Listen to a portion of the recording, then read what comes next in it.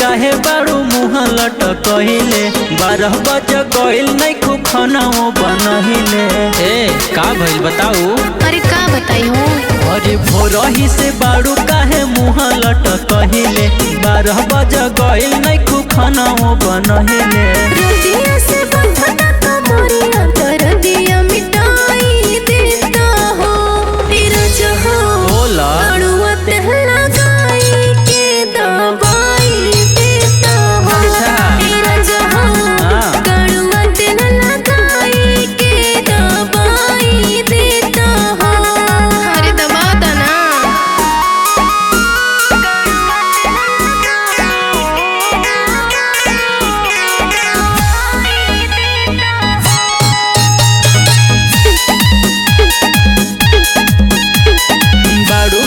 जोर तब काहे तू काम खाली करेल हो जबरे। अच्छा जोश में तू होश खोई देवे लुकी रात भर रहेला बेसबरी। हमरा गलती बा बड़ू कम जोर तब काहे तू काम खाली करेलू जबरी।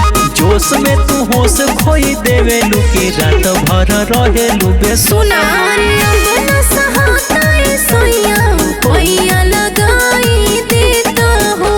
तेरा जहां कड़ुआ तहला गाई के दबाई देता हो। तेरा जहां कड़ुआ तहला गाई के दबाई देता हो।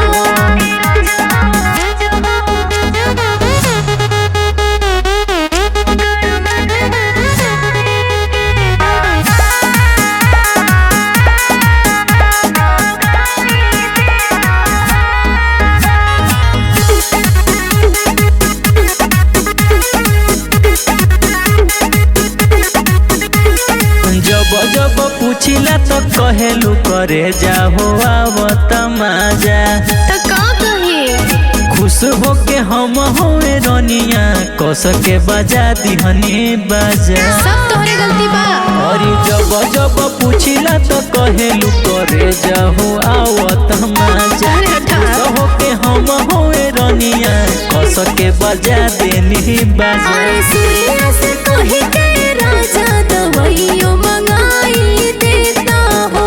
ए पिया हो कड़ुआ तहला गाई के दवाई देता हो।